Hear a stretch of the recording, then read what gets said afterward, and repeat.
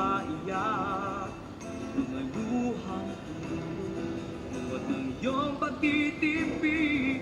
Ba't ang Diyos ang siyang liwanag?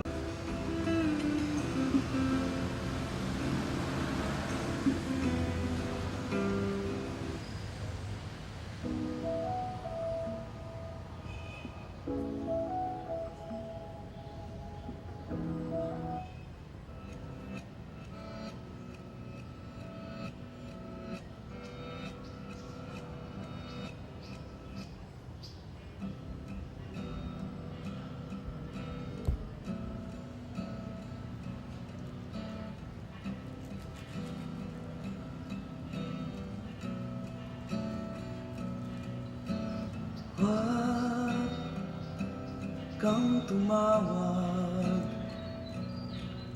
at wag na wag kang lumapit. Baka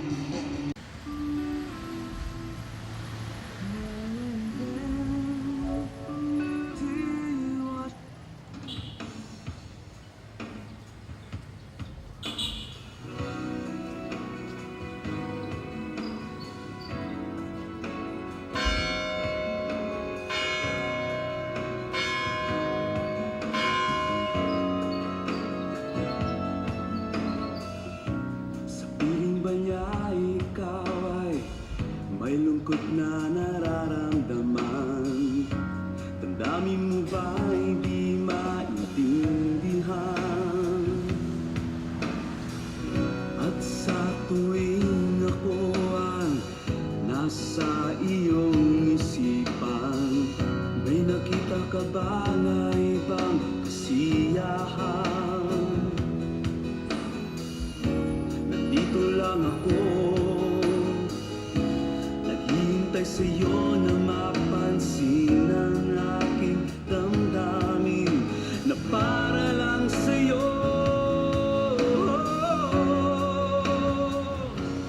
Dahil ikaw ang sigaw ng puso ko, ikaw ang nasa isip ko, ang nais ko ay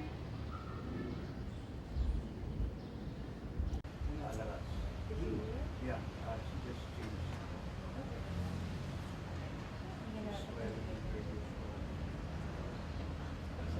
Paglilintay mo na, yung lipat na.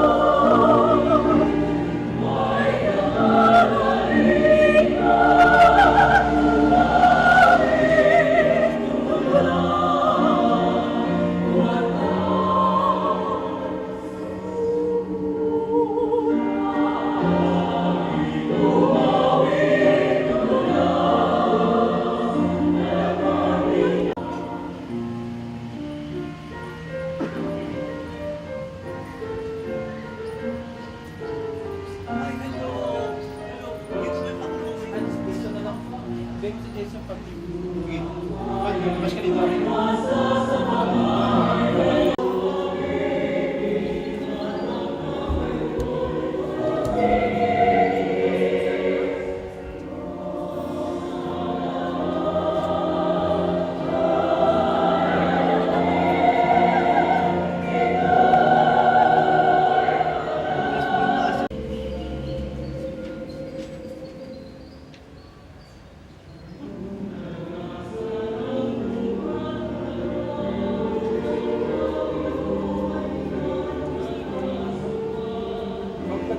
mahati ang mukha mo eh. Opo, hating-hati. Pwede po.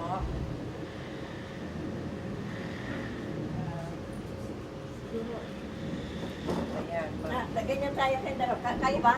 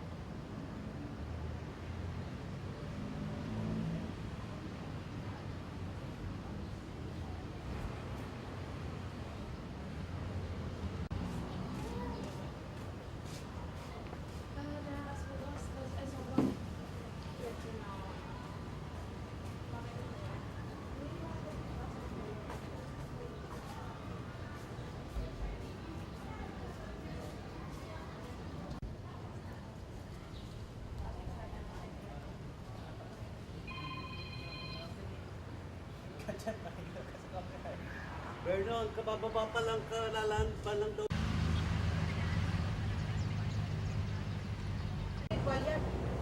Kasi ito, shooting ito, actually, sermonya natin shooting.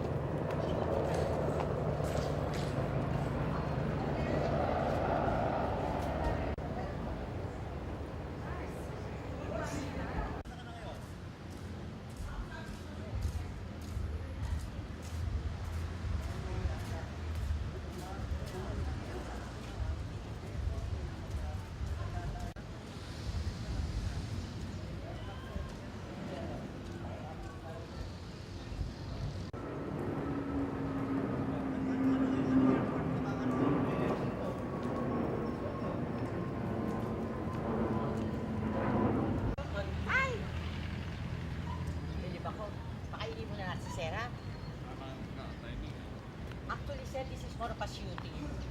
Shooting ceremony. Okay. Pang ano natin. Alam mo, magbirienda ka na. Sir, alika sir, kumain na muna kayo, kaya hindi pa kumakain.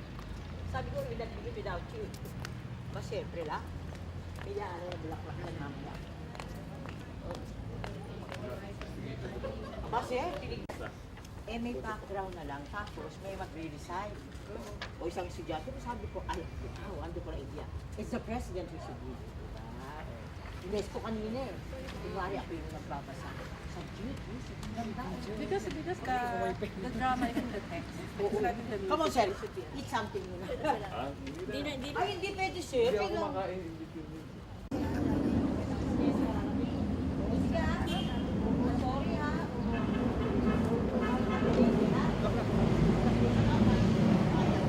Sir, kasi parang si sir eh. Mr. President and Madam Pascual, Mami Ju. Tapos po, okay, in the order, sige, Rocky and Rodriguez Rizal, okay? Si Ma'am Luchi, at saka si Kuya Ernie. Parang kasi maganda ate yung mga lalaki, pasensya na po kayo, kasi doon. Pasensya na kayo, kasi magandang nakikita yung Susunod kami sa babae. sa babae kayo na. Lahat po ng mga kawiminehan ay dito. Kasi ikaw katutulong kaya no tama.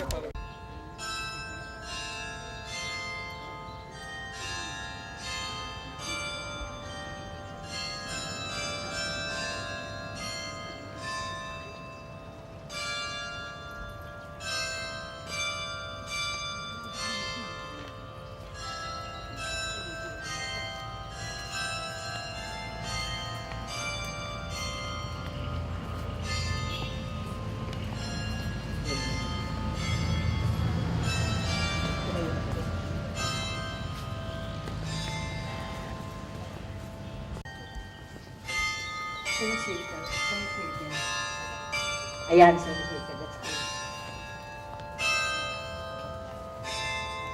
Very good.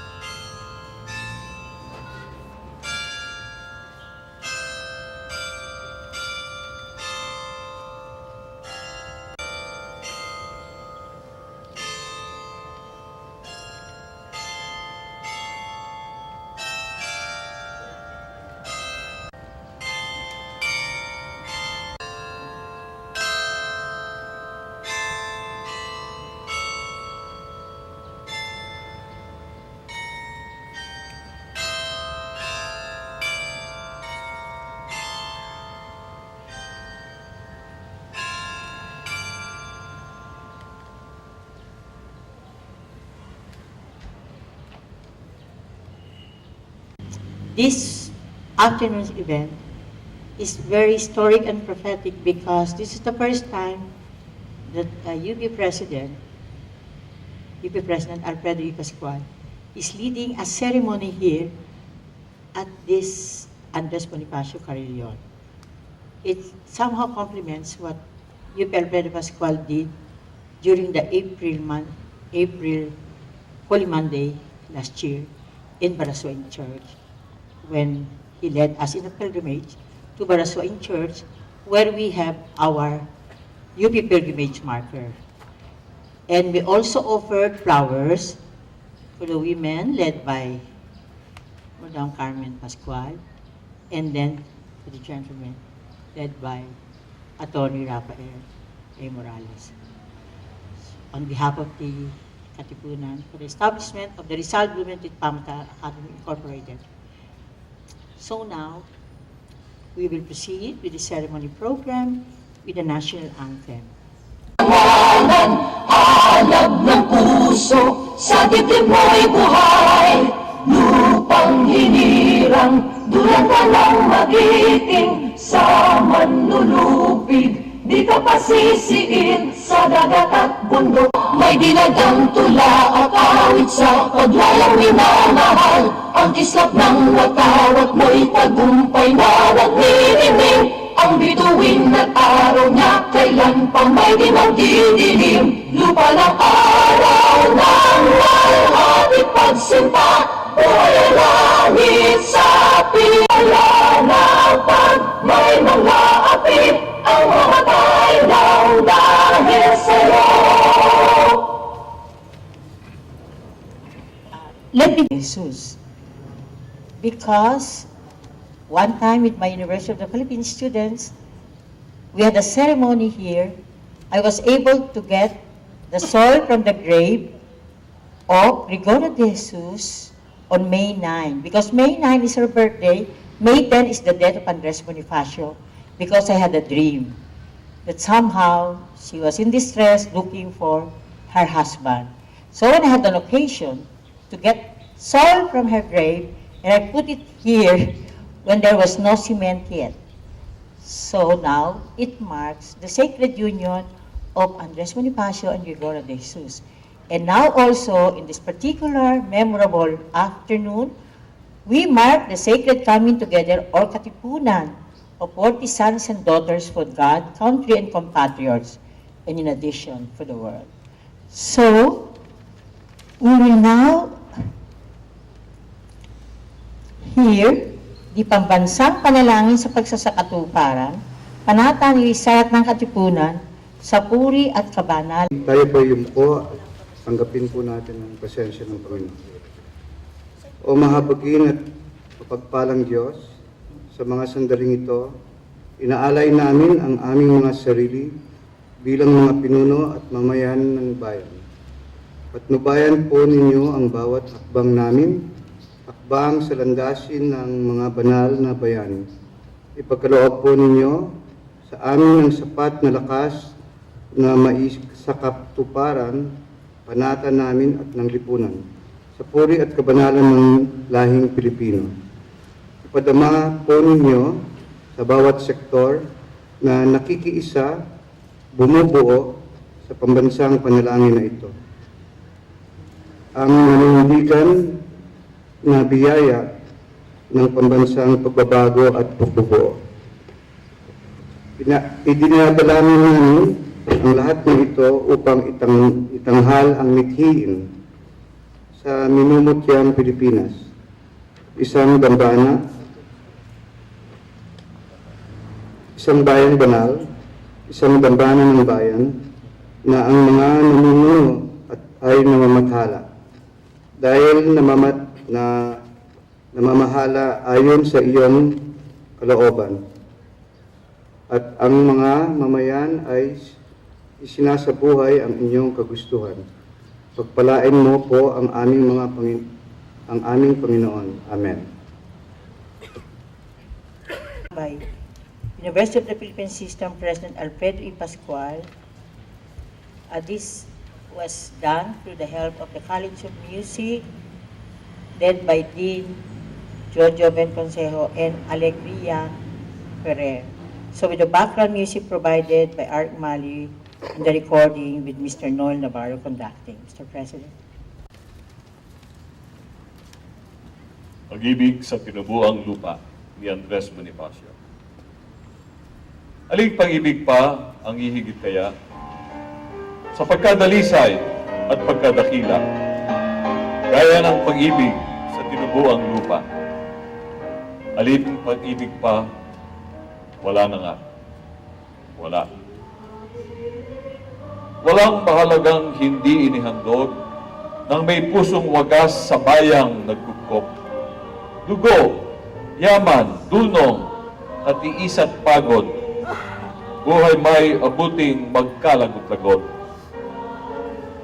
Ang nakaraang panahon ng aliw na inaasahang araw na darating, ng pagkatimawa ng mga alipin, lipan pasabayan saan tatanghalin, sa aba ng abang mawalay sa bayan.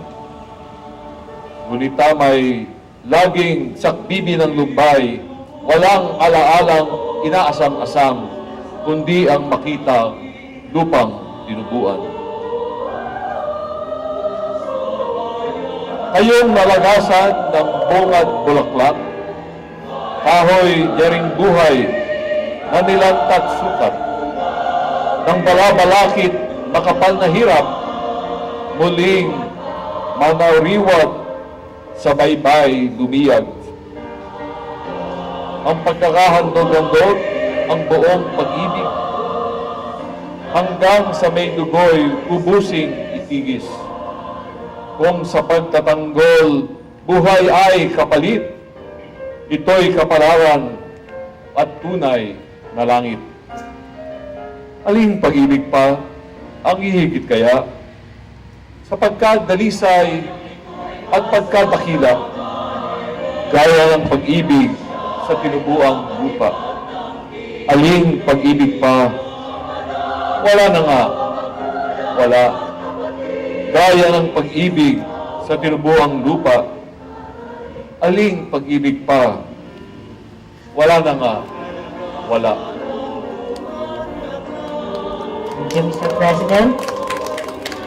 Now, this reading have been sacrificing for through the years in my study. So, we put it here. This launches the UP National Global Campaign to fulfill the Katipunan Triple, paglilinis ng kalooban, enlightenment or kaliwanagan, and covenant or panata. So, from the very reading of our UP President Alfredo E. Pascual, may this mark the day when everyone who will pass by here in UP Diliman, because it's really a Katipunan path based on the documents, on the Holy Week Pilgrimage Covenant of Katipunan, for freedom with honor and holiness, or kalayaan na may pulit kabanalan, and from UP goes to Balara, and then of course to the Rodriguez Rizal Montalban, Pamitinan Cave. Perhaps, if it is not asking too much, we can make a representation in the National Historical Commission of the Philippines to declare from the University of the Philippines really as a Katipunan path, because if everyone who will pass by here, especially every UP student, every UP faculty, non-academic, researchers, members of the university community, if they only believe that this is really a sacred path, then I will believe also that it will make a lot of difference. So from this day forward, I believe in God's providence that by God's grace, what you are doing here will really overflow to the rest of the nation. Especially, March is also the anniversary of the Office of the President in Malacanang. So thank you, Mr. President. Thank you, Mrs. Pascual. Thank you for all our VIPs here. As I said, this is the first time that I have VIPs like you because, Rafi, you are also paying tribute to the rest of our countrymen all over the country, along the mountains, along the seas, along the plains, who have been sacrificing for this prophetic destiny of the Philippines. And now we move on to Attorney Rafael A. Morales. We'll now read it as a whole because last time we had sectors, leaders, reading their portions. The 2013 pilgrimage marker of the Rizal Blumentritt Pamatalaan Academy. To fulfill the dream of the Philippine national hero, Dr. Jose Rizal, to have an academy headed by the Czech Republic patriot Dr. Ferdinand Blumentritt, to fulfill the vision of Rizal and Blumentritt for an international order based on moral sacred foundations, to celebrate the 2013 Grace of the Moral Sacred Philippines for the world, to commemorate the centennial of the September 20, 1913 death of Dr. Ferdinand Blumentritt, to honor and nurture the 1914 National Assembly publication of Vida y Obras de Ferdinand Blumentritt, to honor and nurture the November 13, 1938 University of the Philippines pilgrimage marker in Barasuan Church for the significance of the Malolos Congress in Barasuan Church, to realize the April 1895 Holy Week pilgrimage covenant of Katipunan in Pamintinan, Cave of Rodriguez Rizal, for freedom with honor and holiness, to give birth to leaders, citizens, and communities, embodying Pamatalaan as leadership by grace, citizenship by grace, done by the Katipunan for the establishment of the Rizal Blumentritt Pamatalaan Academy, Inc., launched in Litomirich, Czech Republic, Vatican City, and Abu Dhabi, United Arab Emirates, on July 30 to August 30, 2013, unveiled in the University of the Philippines on October 10, 2013, to celebrate the anniversary of the Department of Interior and Local Government, whose first secretary is the father of the Philippine Revolution, Supremo Andres Bonifacio. Thank you, Rafi.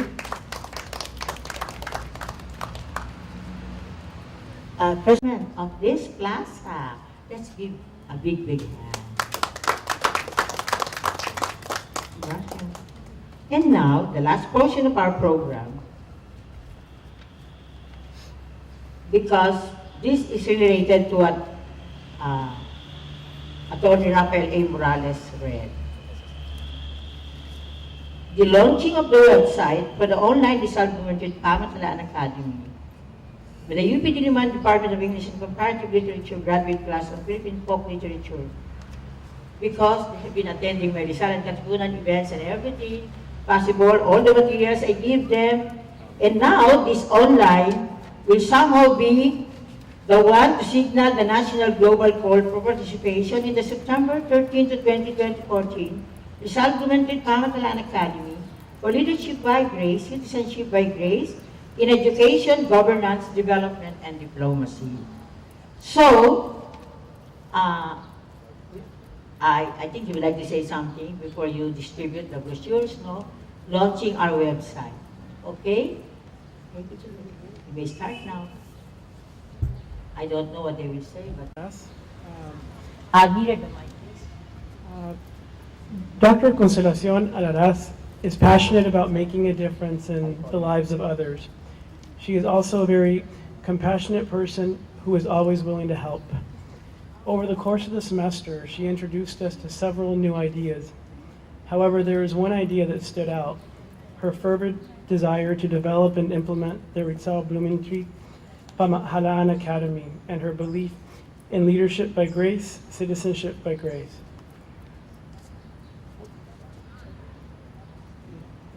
Upon hearing about the academy and her beliefs, my initial reaction was amazement. It is hard to fathom that anyone could be so driven to make a difference in today's society. Most of us tend to be self-absorbed and focus on how we can improve our own lives. rather than the lives of others.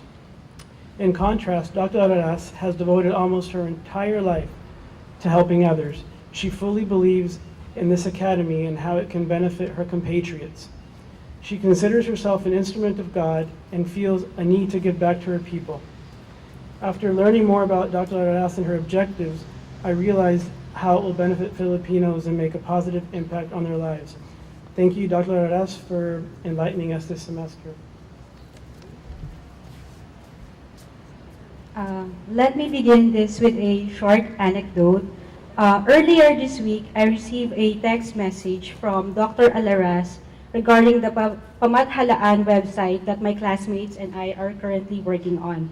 During one of our text exchanges, she expressed her gratitude to the class, and I quote, "I am truly very grateful to all of you for all your sacred work, your kaloob, your patotoo." This website, which the class collectively thought of and proposed, aims not only to be a one-stop source of reference materials on Pamathalaan, but to be a seed for the online Rizal Blumentritt Pamathalaan Academy. It also represents our humble contribution to the advocacy on leadership by grace, citizenship by grace. One of the most important things I learned in Ma'am Alaraz's class is the idea that education should be transformative in a sense that it should inspire change and for the students to become these agents of change. The class hopes that through our simple website contribution, we have become an agent of transformation and a patotoo and kaloob to the advocates of the Pamathalaan. At this point, I'd like to express my gratitude to Dr. Alaraz for teaching us to live moment to moment, to see grace in every crisis, and for showing us that we have the power to inspire change to the lives of others and to our society through our own simple ways. Dr. Alaraz, you are a patotoo and kaloob to us, and for that, I am and our classmates are eternally grateful. Everything unfolds for a reason, Professor Connie Alaraz used to say. I have not heard of Pamathalaan before until I joined Professor Alaraz's class as an auditor this second semester when I was about to finish my master's thesis in creative writing. It was Professor Alaraz who has directed me to go back and hear the cry of our prophetic ancestors